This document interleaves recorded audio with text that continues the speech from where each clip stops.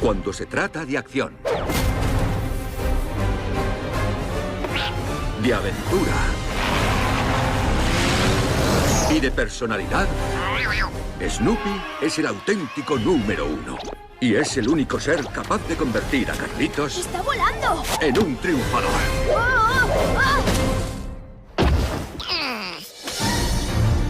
Esta vez va a ser diferente.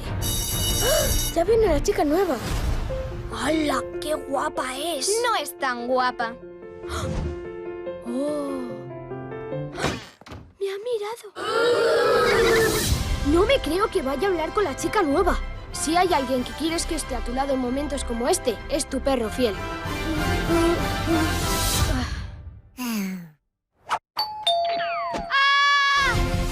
Voy a cambiar y a convertirme en un triunfador.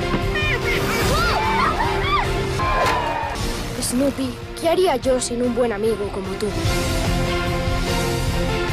¡Me gusta bailar! ¿Ah?